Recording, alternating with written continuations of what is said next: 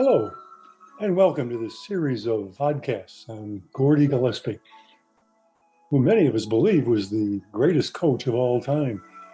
I hope that these conversations with players and friends of Gordie will help illuminate Gordie's greatness. But more importantly, I hope we can learn how Gordie did it. He was the winningest collegiate baseball coach of all time and the greatest Illinois high school football coach of all time. But we're not interested in his secrets of winning games, but his secrets of winning the hearts, minds, and the development of his young athletes. This conversation is with Pat Sullivan, and as you'll hear, it was the incredible and insightful messages that Gordie passed on to Sully when he played for Gordie that molded Sully into the marvelously successful coach and administrator that he became. So, if anyone can tell us about Gordie's greatness, it's Pat Sullivan. Hello, and welcome to this discussion on Gordie Gillespie, coach the kid at the end of the bench, which was one of Gordie's favorite mantras. It's my incredible, great pleasure to welcome as our guest a dear friend, a teammate, and a cherished mentor, Pat Sullivan. Pat and I played with Gordie in the early 60s, and almost from our freshman year, we knew we were in the presence of greatness. And we're now committed to spreading the word of hope, according to Gordie. Gordie coached over 2,200 athletes, and the vast majority of them not only think of Gordie as a great friend, but as a wonderful mentor. And this was in 3 sports. And how in the world did he do that? Well, if anybody has an answer to that, it would be Pat Sullivan, who was Gordie's right-hand man for decades. After graduating valedictorian from Lewis University in 1965, Pat was teacher and coach at Providence High School. And then in 76, when Gordie transferred from Lewis to St. Francis, he hired Pat to be his basketball coach. And for 36 years, Pat amassed over 500 wins, over 600 if you count the wins at Providence High School. And Pat has said that of all the honors that he has, he's in many, many halls of fame. I think it's 8. And he said that he's most proud that 172 of 176 of his seniors graduated. Now that's straight out of Gordie's way of thinking. It's about the kids. It's not about those W's. Pat retired from St. Francis in 2010, and by the way, they named the athletic facility after him. It's now called the Sullivan Center, or better, the Sully Center. And Pat has turned himself into a great motivational speaker and author. Pat has 2 books, one, Attitude and Team Building, from the bench to the boardroom. And so it's my great pleasure to say hi to Pat. And by way of starting, Pat, we have Gordie's 10 Commandments. In his famous speech in front of the NAIA, where there were 5,000 coaches, when he gave the keynote address, he presented his 10 Commandments. And as you and I know, that he was so nervous, he thought that maybe they'd get up and walk out if he gives something so philosophical as the 10 Commandments of coaching. And Joan, his lovely wife, had to literally push him on the stage. And for the first and only time, he got a standing ovation. A keynote speaker at the NAIA was so praised. So of his 10 Commandments, they start with you have to like kids, to fear of failure, and the last one is never give up. Which is your favorite? Which one did you apply most in your career, in your coaching? Well, first of all, Ray, thank you for allowing me to be with you today. And thank you for sending that speech. I worked with Gordie for 26 years at St. Francis. I never saw that speech. I heard about it, so I can't thank you enough for that. I think the most recurrent theme in the speech is what Gordie did more than anything. He loved the kids. Oh yeah. That's his first one. And he keeps saying in the talk Now I'm going to revert back to that one quite a bit. So of them all, that's the one I think, Ray, is the most poignant. Remember how Gordie began with saying, you got to like the kids. Yep. That's how he started it. And that made me think of a superintendent. I think you'll like this, who once said, with all the technology today, we can teach teachers how to teach, but we still don't know how to teach them to like kids. Oh, beautiful. I thought that was so good. So then Gord moved to love. And one of the things, Ray, that I always admired, we'd be in a meeting, just all the athletic people. Something would come up that Gordie didn't like. Now, Ray, you've heard Gordie go on a tirade. So, you got it. Oh, yeah. So when Gordie would get angry, the whole meeting would stop, okay? And we'd have to wait for the tirade to be over. Then we could resume the meeting. Now, here's the beauty of it. Gordie could be so angry at those meetings, then you'd walk out in the hall, and you know what I'm going to say? He'd see one of the athletes. Yeah. His whole demeanor. Hey, Joe, how are you? How's your family doing? I'll bet you're getting good, right? He loved the kids. Yeah. And no matter, none of that anger from the meeting carried over to the hallway. And then I really like this, and you alluded to it in your introduction. Gordie told the coaches that it's all about relationships. Yep. Coaching is about relationships. And look at the two of us. Mm-hmm. Here we are 50, 60 years later, Ray, and we're talking about the relationship that we were blessed to have with Gordie. So he didn't talk about these commandments. He lived them. Absolutely. Yeah. In fact, it wasn't until I started writing the book that I started putting all of these things together, all of the incredible things that he taught us. And we just sort of picked him up. And he never gave any. See, that's why I think he was so afraid, because he had never really taught this way. He didn't preach. He just did. And then we followed. Right, exactly.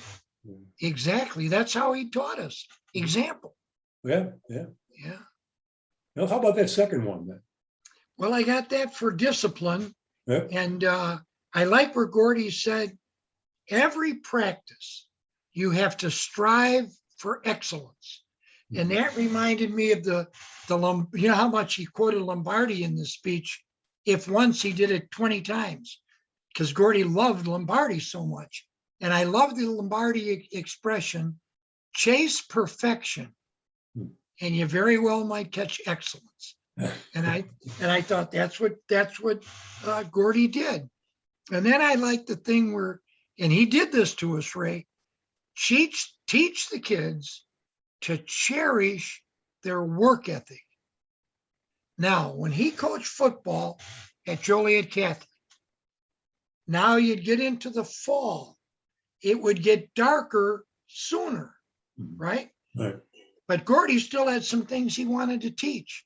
I think you're aware of this. The parents of the players would come, and they would take their car lights, shine them on the field, so Gordie could finish the work that he wanted to get done in that practice, because come heck or high water, he was going to teach excellence. Yeah. Then I always like this one, Ray, that if I got the right one here, let me just see here. Oh, how about this? In my sleep, I still see from the mound when a ball would be hit, I guess it's the right side. I don't know if it's the right or left side of the infield, first or second base. I can't tell you the number of times we had to run that play to make sure we were covering first base. Oh, yeah. So you talk about drumming excellence into you. And of course, with Gordie's wisdom, that's what happened in the games. Oh, absolutely. Yeah. Yeah. It's funny you say that, because I remember the beginning of our freshman year, and after about 2 weeks of practice, he says, Ray, I want you to stay after practice. And I said, I was a catcher. And he says, I want you to catch the low outside corner pitch like this instead of like this. He said, because if you catch it like this, you're showing the umpire that it's right on the corner. Wow. Well, I'd never heard anything like this. So No. he took a bucket of balls. Everyone else is going back and getting a shower, getting ready for dinner, right? And so he takes a ball and he throws it right at my right knee. And I'm supposed to turn my glove like this. Well, hits my glove, hits me in the head, hits me in the shoulder. And I would say, I was ready to pound him off. So what am I doing? After a good 12, 15 pitches, I couldn't catch one. Pat, I remember like it happened 2 minutes ago. Yep. I don't know which number because I wasn't counting the number of pitches. But that pitch when he went, and he went, and I caught it, and I went, oh, that's what he's talking about. He says, now we'll do 30 more until you get it. Yeah. Oh, yeah. That's Gordie. But I learned from greatness. And he said, I know the players are going to be mad at me, but if they own up to it, and if they learn from it, it's going to be tremendous for them. So yeah, that's I hadn't thought of that. That's very good discipline. Very good. And Ray, I remember you catching the outside pitch the way you just showed. Oh yeah. Yeah, and showing it to the umpire.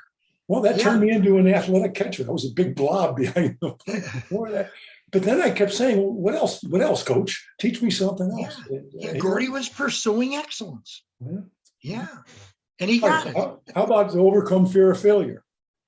Well, that's the one that I really liked, where he told the coaches, you have to be there for that athlete when he fails. Oh. And Ray, you'll know this.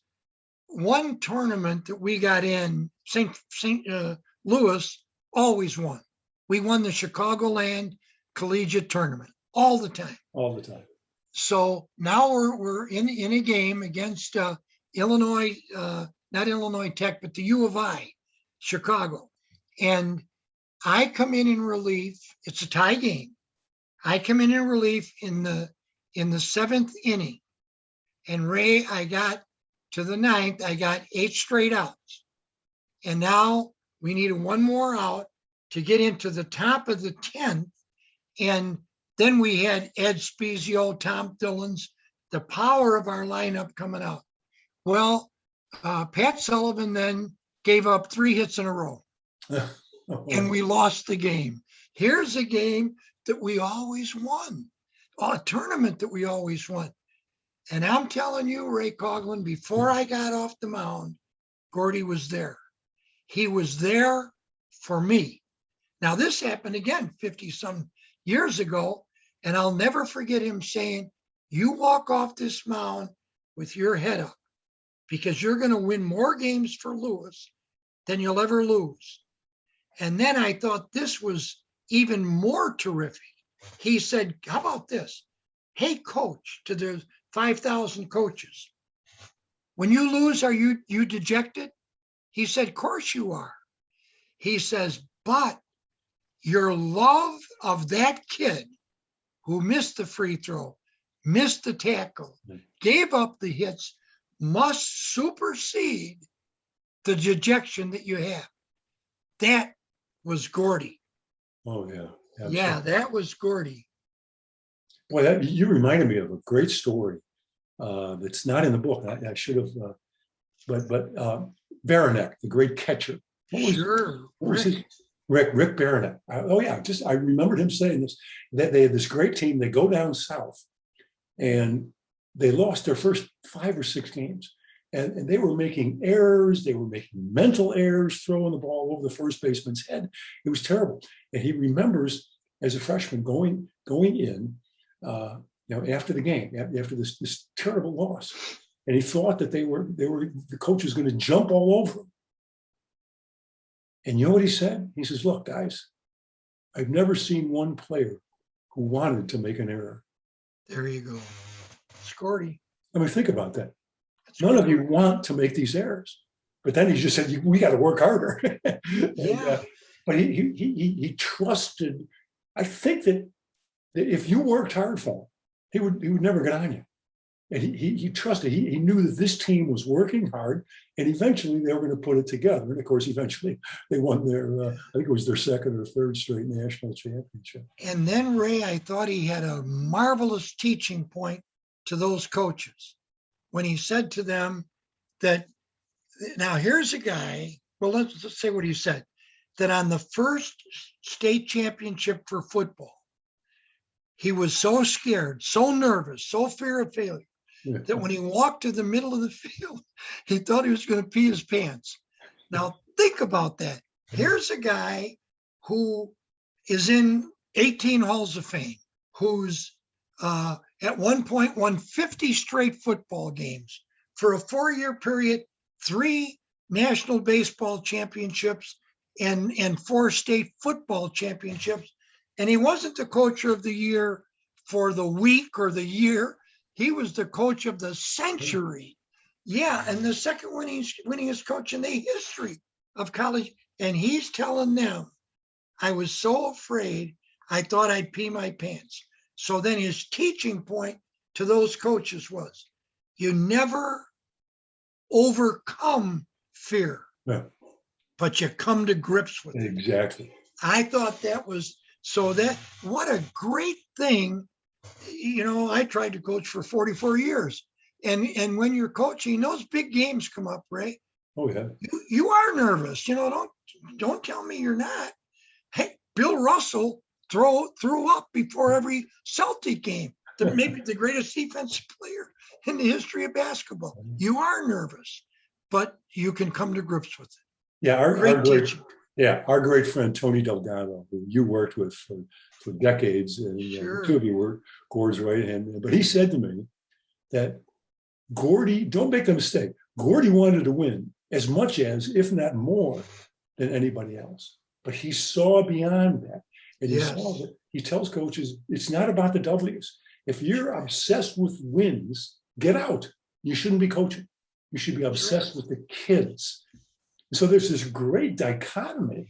It's almost like a coin. I remember talking to him about it. He said a coin is one thing, but we use it to represent opposites. We flip it. Oh, did you get heads or?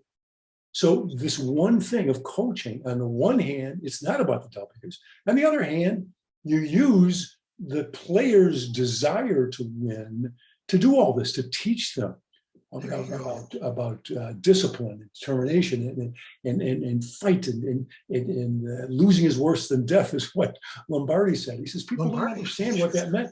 Losing is worse than death for about an hour or 2 or maybe a day, and it lingers. But then after that, you use that in order to work harder on the practice field. And because you love the kids and you want to pursue excellence. Exactly. His wisdom, like just when you're talking right now, Ray, Gordie's wisdom was off the charts. Just off the charts. Well, you said that to me recently, and I just couldn't believe when you said that. Everything just sort of fell into place. It was like playing that game. I forget what it is. You put this one, everything goes like this, and all of a sudden you see a picture or something. And you said, Gordie was smart. And I never thought of it that way. I never thought, no, Gordie is smart. And look at how you were valedictorian. You didn't skip a grade. Gordie skipped a grade. I mean, he was really one of the most intelligent people we've ever met. I struggled to get through some grades. All right, how about organization and preparation, the next two? Okay. An organization, I always felt this, Ray. Us coaches, you know who we learned from the most about coaching and about organization? Football coaches. Think about it. Oh, yeah. Who has to deal with the most numbers? The football coaches. So they had better be organized in their practices. And what do they do? What's the one main thing they do? They break down. They have the offensive line here, defensive line, linebackers are working over here, the running back, they break down.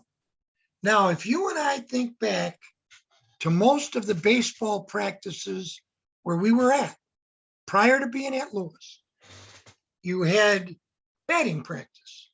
One guy pitched, one guy caught, once at a time they hit, and all the other guys stood around.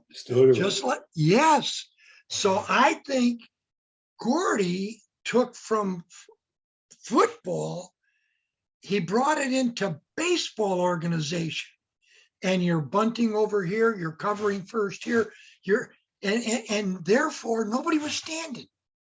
Everybody was working.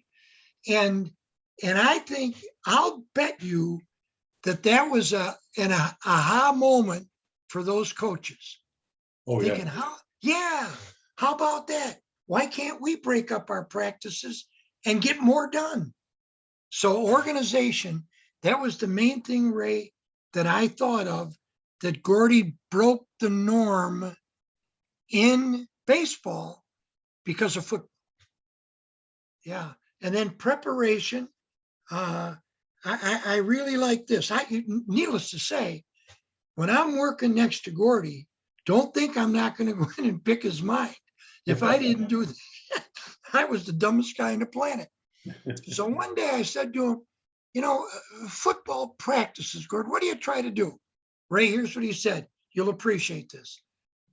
Offensive fundamentals, defensive fundamentals, team offense, team defense, and special situations. So we took that as a skeleton and turned it into our basketball practices. Clever. And what we did, Ray, I think you'll like this. One sheet. We had one sheet. Offensive fundamentals. And then we listed the drills that we would do to inculcate offensive fundamentals into our players. Defensive fundamentals. There was our list. Team offense. We got to work against the press. We got to work against the zone. We got to do all these things. Team defense. Obviously man-to-man, but we have some presses we throw in. We better be working on that. If we play a little bit of matchup, we better be working on that. In special situations, when I watch the NCAA tournament, I wonder sometimes if the guys work on those. Ray, how many times against the press, they can't get the ball inbounds? Or they got an inbounds play underneath the basket and they throw it into the half court. So with what Gordie taught us, no. We're working on all those special situations. And because you're organized, you can do it every day. That's beautiful. Yeah. Just for a moment, you really engendered something. Just for a moment, let's go back to Smart. I just put this together as you're talking. When did he first come up with the idea of organization? Just take a wild guess. You don't know, right? I mean, I don't know. Yeah. He was 18 years old. He had skipped that grade, so he couldn't volunteer and he couldn't be drafted. He was beside himself because all of his teammates in high school, at Kelvin Park, they won the public championship, tiny little school like that. And all his buddies were going into the armed forces, and he was forced to go to school, and he felt terrible. So he gets a college scholarship to Illinois, basketball scholarship. He's taking a course in, you ready for this? Football from the great Ray Elliott. Ray Elliott, you betcha. He said, Ray Elliott taught me about organization and preparation. Think about that. When he's 18 years old, then he serves many years in the Navy, comes out, gets a coaching job at Joliet Catholic almost by accident.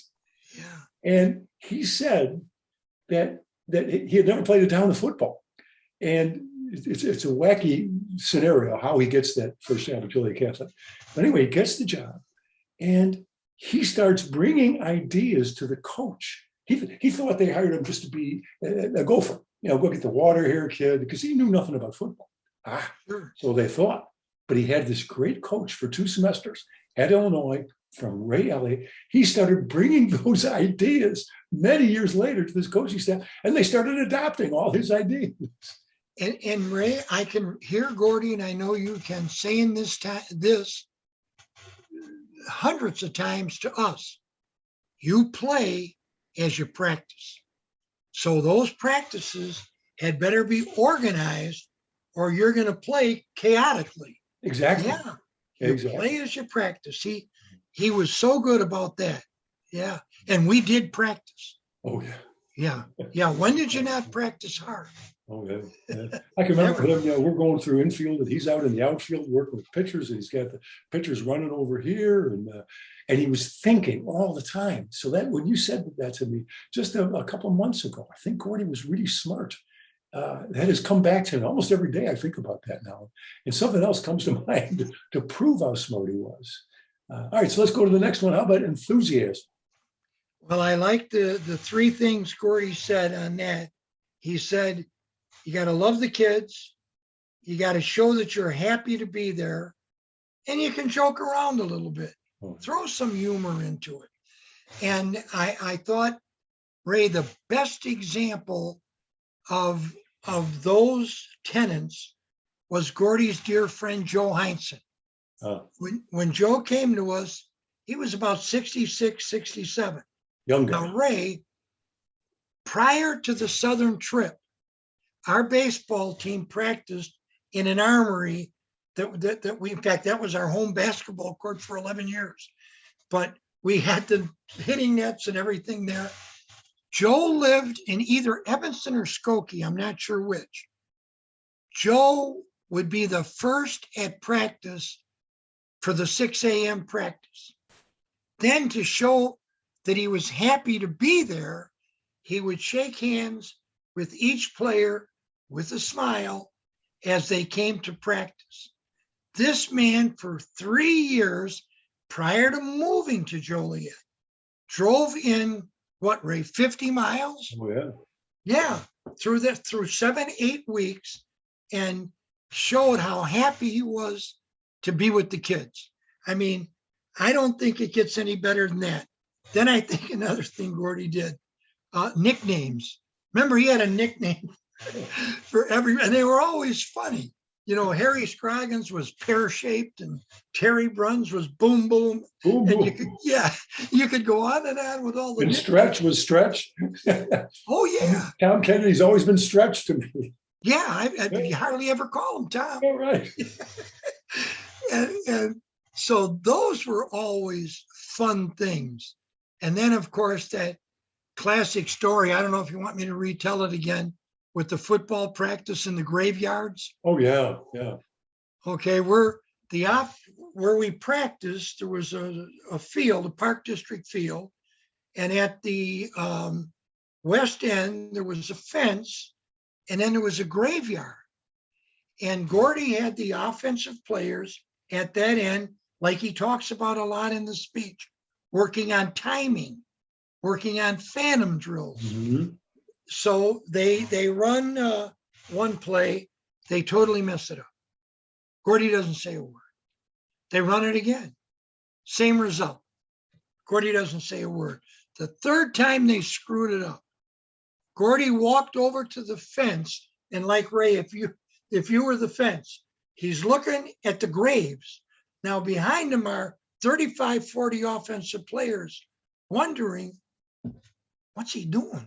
Why is he looking at the graves?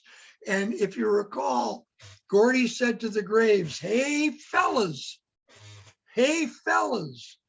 make room for Gordie. These guys are killing me.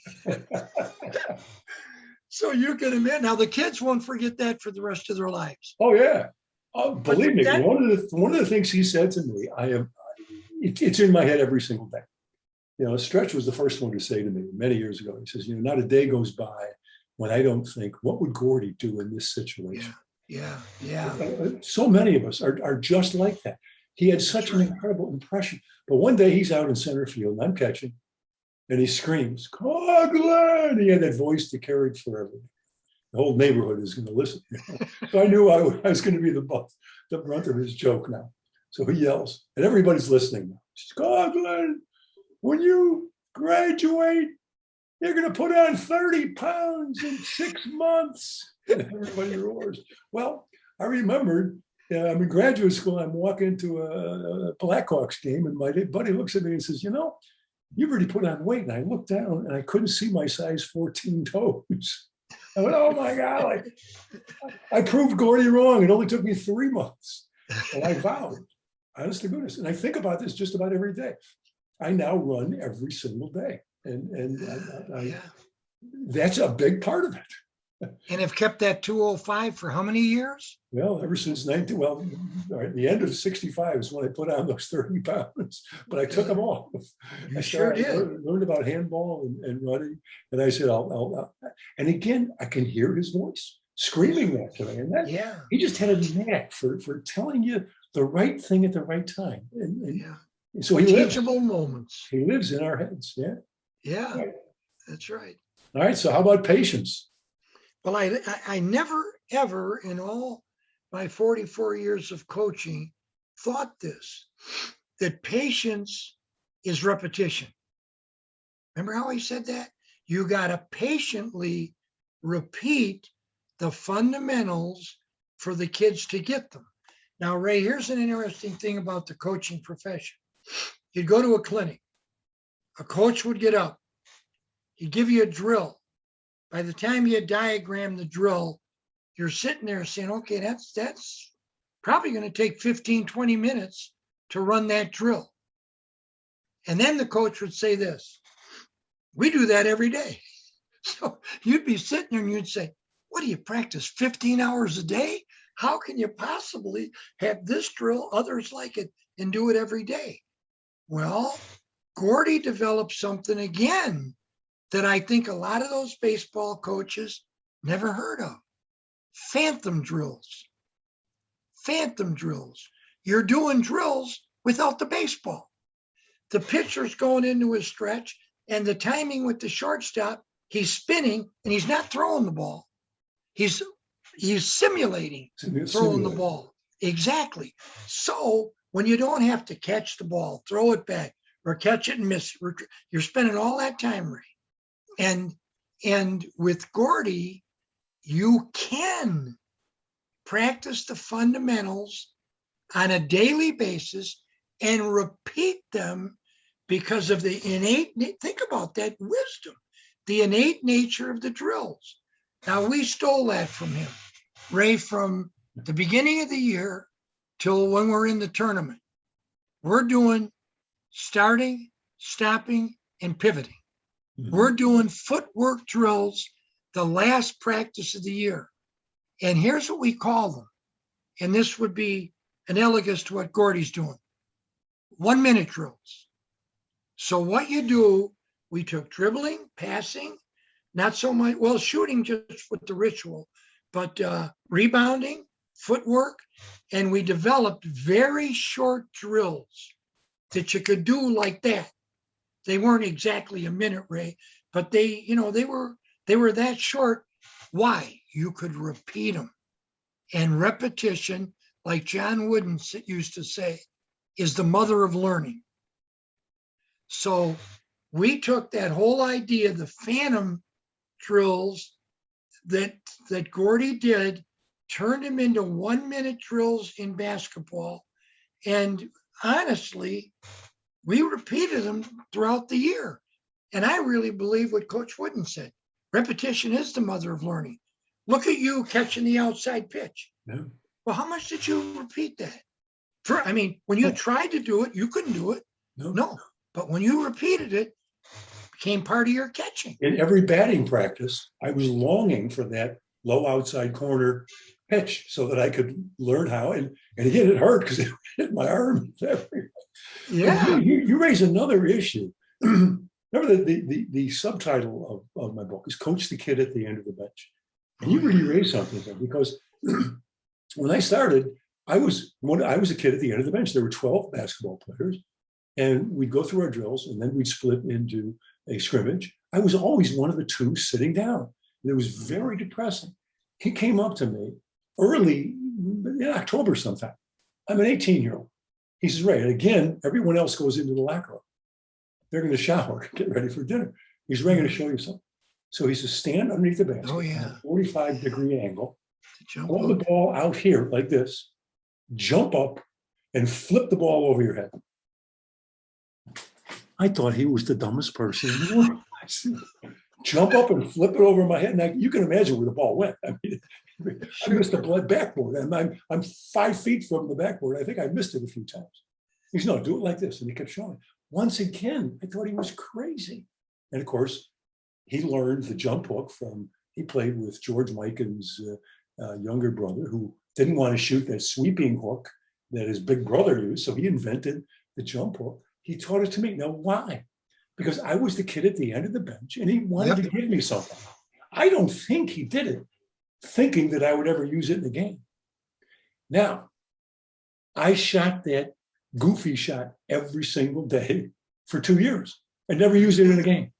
Then my junior year starts, and we didn't have a center. We had Harry the Hat Mosier, but Harry was more a power forward. Power forward, sure. And Harry was a tremendous rebounder, tremendous defensive. He couldn't shoot worth a darn. And he looks at me, and I'm the passing forward. And he looks me in the eye one day. I want to say just a couple of weeks before the season starts. He says, "Do you know the center position?" I said, "Yeah." He says, "You and Harry switch." And I had my jump hook. How about that? So he just saw beyond. He saw 2 years in advance that I was going to shoot that darn jump hook as a center. But I think he just gave it to me because he needed to give me something as I sat on the bench to do. And so, but I needed patience. I mean, you don't shoot that 10 times and you have it perfect. Yes. You have to shoot it 10,000 times before you have that crazy shot. And very few people know how to shoot it today. It's absolutely amazing. It's almost obsolete when you think about it. There's and it became your calling card. Oh. And Ray, the kid at the end of the bench, I like to share this with you and see what you think. We used to have a rating that would determine if you're going to make the playoffs and if you will, where you'll be seated. It's called the Dunkel rating. Now, in that Dunkel rating, if you and I were playing and we were beating you by 15, let's say, 3 minutes to go in the game, if we could beat you by 25, we got a higher Dunkel rating. Or if we were up 25 and could beat you by 35. So we had to make a decision. And the decision emanated from the kid on the end of the bench. Now, what are you going to do? Are you going to play to the Dunkel rating? That young man never gets in the game. He never gets in the game. We had some coaches who played to that. I told our players when the year started, I will never coach to that. When we've got these guys busting every night in practice, do you think at the end of a game, I'm not going to give them a chance to play so we can up the score? So I said, guys, now understand, your coach is hurting you on the Dunkel rating, but I don't care. You know, all the kids bought in, Ray. All the starters bought into that. They knew what these kids meant to us. So that kid on the end of the bench, he's pretty important. Oh, yeah. The great story about that, of course, is the great Paul Babcock story, who is a senior at St. Francis. And Tony and Gordie call him in before the fall season in baseball starts. And they try to explain to him, you're not going to get to play because we have new outfielders coming in who are better than you. And they hoped that he would take it the right way and they wouldn't have to cut him. And he says, look, I'll be the best bench guy you ever had. And they would use him to pinch run and things like that, but never to pinch hit because the poor kid couldn't hit. And so Gordie says, gee, I'll put him in. He's a senior, one of the early games in the season after down south, he didn't play. And then he comes up and he breaks his wrist. And he's a month he can't play. He can run a little bit, pinch run, but that's it. And then he puts him in again. He pulls a muscle. So he doesn't play the whole year in his senior year. And then in that great miracle season, you know it so well, at St. Francis, he becomes the all-star. And I asked Gordie, and who were the two great pitchers? Ivan Lawler and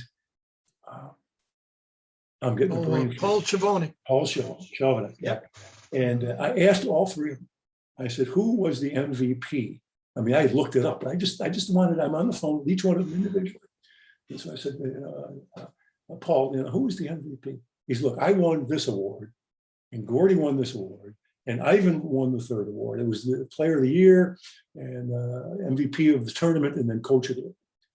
Every single one of those three said Paul Babcock should have been the MVP of the tournament. He about turned that? the whole thing around. So you talk about the kid at the end of the bench. They tell him in September, you're never going to get to play. Who's never going to The play? season is the MVP. That's right. The story of the catches he made and the hits he made are just a story of legend. Yeah. Yeah. So, but that's not why you play the kid at the end of the bench. You do it because, well, why? Why do you play that? Well, why? So Gordie used to say, you make the experience for the kid at the end of the bench as good as an experience as you do for the stars. Why? Part of the team. Absolutely. He's Absolutely. an integral I part of remember our asking team. Eddie Jones, a star at Temple University, I said, who was your worst coach? He said, my high school coach. And he won the state tournament in Florida. And he says, I said, why? Because he coached the prima donnas, and I was the prima donna. So prima donnas basically don't even want to do that because you're separating them from the team then. And Gordie's idea is just the opposite, is you make that kid at the end of the bench feel like an integral part of the team. And I want to tell you, the guys I interviewed for this book, the Thayer brothers, they were all state. They both said to me that those kids at the end of the bench, the guys who didn't get in the game, were just as important to us on the practice field. And we tried to make them feel important during the game. It's an absolutely beautiful thing. How he can pull that off, and how he pulled it off for all those years, it's absolutely amazing. Well, Ray, I don't know where it comes in, but one of the other commandments that I had was exactly what you're talking about: team pride. Yep. Team pride, and that's when you get everybody involved in a meaningful role, and the stars accept and appreciate. I can remember if I ever saw one of the stars denigrate in any way one of the kids on the bench, boy, you jumped on that right now. Yeah. That was not acceptable. And again, Gordie came back to two of his recurrent themes when he talked about Lombardi and team pride. He said Lombardi got the team pride because of they outworked everybody and repetition. He said if they ran, remember that Green Bay sweep, Gordie called it the off-tackle play. If they ran it 100 times and Forrest Gregg was going to throw up, they were going to run 100 more times. But those two things were two things that Gordie hung on to all of his coaching career. And I can tell you, Ray, when I watched him coaching at 85, he wasn't any different than when he was coaching us at 28, whatever it was. We've got two left. We've got persistence and never give up. But the one thing, I've got to mention this now. Okay. These things are not 10 different islands. They're all intermingled. Yes, they are. Really one idea. Yes, they are. With 10 different perspectives. It's incredible. I remember we at Temple University, we hired a consultant who came in and he says, look, any complex organization like Temple it's like an opaque beach ball. And each entity, the math department, the administration, each is a little node sticking out of the ball. And he was hired to help us with the computer center. He said, we're going to push that node called the computer center in. We have no idea how they're connected. That's what these 10 ideas are. They're all interconnected inside this opaque. And that's what I'm trying to get with this. What is the central idea? So let's get with the next one, persistence. Well, what I did, Ray, I combined persistence and never give up because I thought they were, pretty similar. And I'll tell you what I remember. A summer game in Manhattan when we played out there. Now, you weren't playing with us because this was the Lewis team. We went in to the 9th inning, bottom of the 9th, down 9 runs. So pretty rough night. Well, Ray, we scored 10. Oh, gee. And won the game. And you know what? It how do I say? It wasn't like we were surprised. we expected. Remember Gordie saying, we just run out of time. We just ran out of innings. Yep. And here we didn't run out of innings yet. So we scored 10. Yeah, that's what we expect. I mean, it's amazing how you couldn't, by any stretch of the imagination, not persist or not give in when it came to playing for Gordie. And you know why? Because he did that. Oh, yeah. He did that. Yeah. When did he come to practice not giving us everything he had? And that was the other thing, Ray. When we started football, Gordie hired a bunch of the good guys, high school area football players, football coaches rather, and we hired them part-time. And they couldn't believe two things. Number one, they couldn't believe how long the practices were. And that gets back to the lights at Joliet Catholic from the parents' cars. And then secondly, they couldn't believe the demands that Gordie not only put on the players, but he put on the coaches. And that was, think about this, that was another thing of Gordie's wisdom. A lot of head coaches coach and the assistants stand by. When you were an assistant with Gordie, you coached. He believed in you. He trusted you. And you better be coaching, or in a nice way, he is going to let you know. But he not only brought the guys in, he trusted them to do their job, do the coaching, take those offensive linemen, get it done. Yeah.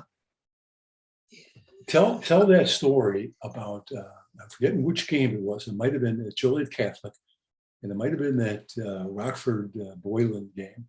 But at halftime, they were either behind or tied, and you were in the locker room. Yes, and he asked his lineman.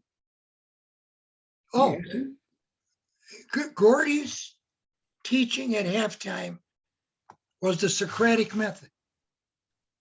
The whole halftime was, when I call 30 buck, what's going on? And an offensive tackle may say, Coach, I can't. I'm supposed to get to the linebacker. These are 15, 16, 17-year-old kids. He's saying, I can't do it. Then the tight end would say, Coach, I can get him on that play. I swear to God, Ray, then Gordie would say, all right, when I call 30 buck in the second half, that is going to be the change in our blocking. So I brought the late Rick Majerus into one of Gordie's halftimes. And I wanted Rick to see how it was question, answer. And when we left, I said, well, Rick, of course, the outstanding basketball coach at Utah, St. Louis, and with El McGuire when Marquette won it all. And Rick says, that was different than when I played high school football. Oh. He said, all that happened when I played high school football was the coaches cussed at us and they questioned our gender. So Gordie's halftimes were absolutely extraordinary. And how about that trust, Ray? That he trusted. Oh, yeah. Here's the guy when the Chicago Tribune picked the best, as you know, high school players ever to play in Illinois. The Dick Butkuses, the Red Granges, the Ray Nitschkes, and they had to pick one coach to coach them. They picked Gordie. And here's Gordie making game adjustments according to what a 16-year-old says. I mean, wisdom. Oh, wisdom.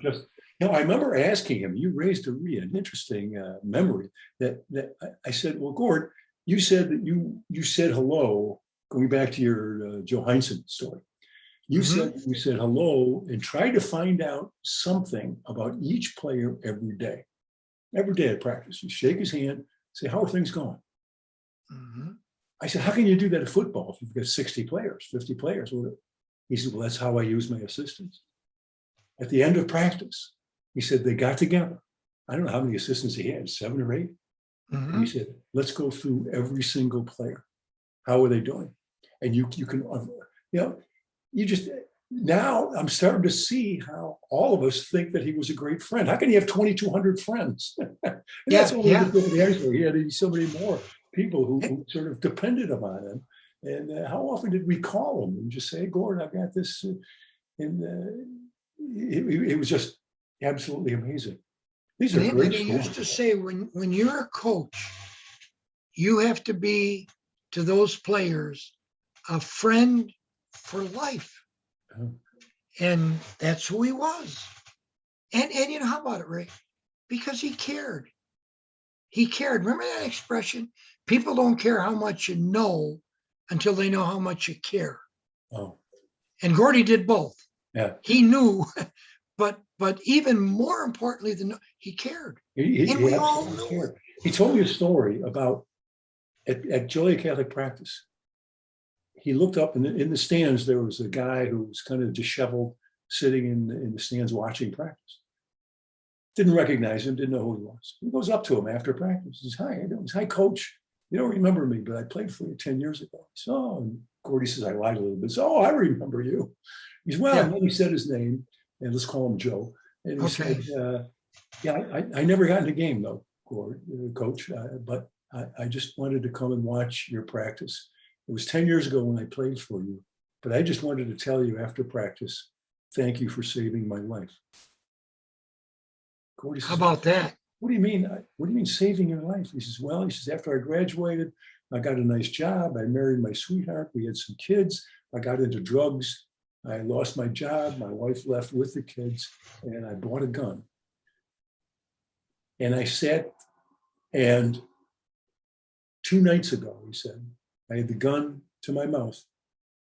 And I said, I needed the courage to pull the trigger. I said, when was the last time I had courage? And I remembered you.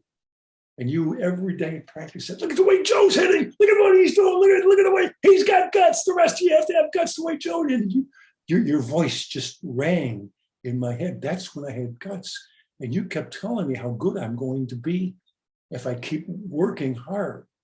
And all of a sudden it dawned on me, Coach, that's what I left. That's what I forgot about. That's what has left my life, is the working hard and pride in myself, the way you made me feel proud of myself. So I'm going to turn things around, Coach.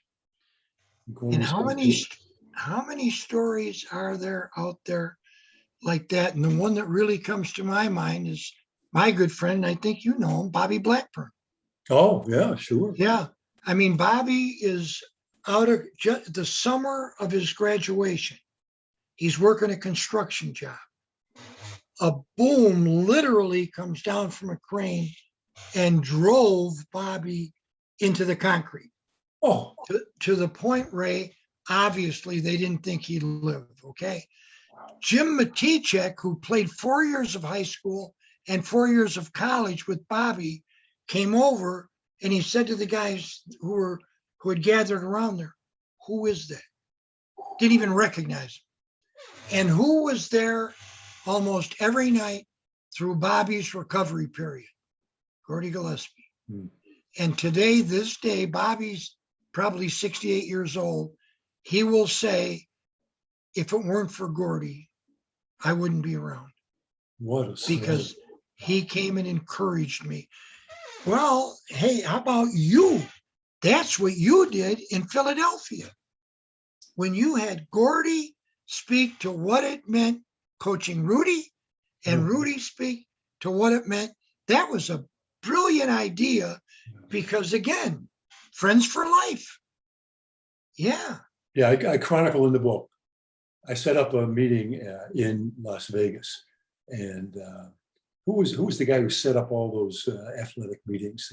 Bob Murray. Bob Murray set it up. I called Bob and I said, I tell you what, I can get Gordie and Rudy. And of course, Rudy is one of the best motivational speakers on the planet. I said, I tell you what, I can get Gordie and Rudy on the same stage. How would that be? So there was 1,000 coaches there. And that's exactly what the two of them talked about. It was absolutely one of the most riveting hour and a halves I've ever had. Gordie talked for a half hour and then introduced Rudy, and it was just absolutely beautiful. But they talked about story after story about that. And they essentially talked about these 10 commandments when I think about it. It was absolutely riveting. And Well, Ray, Rudy, that was your everybody saw idea. Rudy short except Gordie. Yeah. Well, that same thing in Philadelphia. Coach Rutigliano, am I pronouncing that right? The football coach who spoke at Oh, your Rutigliano. Yeah. yeah. Yeah. And the night before we were sitting, just No, having a that's couple right. beers. Yeah. And I didn't know who that guy was. Mhm. And that's similar to Gordie. He was shot down in Vietnam and couldn't walk. And he crawled like 3 miles to safety. And he said he kept hearing Rutigliano's voice. Yeah. You can do it. And Yeah. that's The way that happened, a good friend of mine said, call Coach Rutigliano. I said, he's an NFL coach. He doesn't know about coaching with character. He doesn't know what we're going to be talking about. He's just doing me a favor and call him. So I called him up, and Luke says, Ray, by the way, I introduced myself, told him what I was going to do. And he says, you don't believe that I understand what you're talking about. And he told me that story about how that guy came all the way from Brooklyn to meet with him and said, thank you for saving my life. And when I'm shot down in Vietnam, you're the guy that got me out of that mud hole. and Ray, those that's a two, great those story. two, I said, can we get that guy to come to the clinic? And he gave that talk. Yeah. but those two stories really represent what coaching is all about in the last analysis. And I think they represent Gordie's persona. Yeah. He loved the kids, and that came through. Even I think, Ray, when we were working at St. Francis, you can believe the number of people who walked in that office just to see Gordie and say thank you. Yep. And how about the fellow we played with, who played about 10 years in the big leagues, Eddie Spezio, saying the only person with all the minor league coaches, the major league coaches, that he calls coach is Gordie. Yeah. Absolutely amazing. Well, my dear friend, we went through these 10 commandments, and there's so much more to discuss. Would you come back and do another discussion with me? I would come back and do anything with you, Ray. And thank you for what you're doing to your fullest to try to let people know who Gordie was. And I work those clinics when I travel the country for Bob Murray. And I work with John Wooden and Bob Knight and Dean Smith, all those guys. And they were terrific coaches, obviously. They were no better than Gordie Gillespie. Yeah. The difference was television. People knew who they were because of television. They didn't know who Gordie was, all of them, many did, but Gordie Gillespie takes a back seat to nobody. And maybe the best thing everybody can do is follow him. Oh. And I'm talking about the great ones. Yeah. Well, I just read this morning that Coach K, Krzyzewski, he's got one more year left. And I did some quick math. He's coached for 46 years. And how many would he recruit each year? Let's say 4. And so that's less than 200 players. Okay. His net worth is $45 million. Gordie coached 2,200 guys. And he made our lives. That's He right. defined our lives for us. I mean, I went to graduate school because of Gordie. That's right. It's unbelievable. Well, you and I like to say, along with Stretch and Tony and all these other guys, that he's the greatest of all time. By far. By far.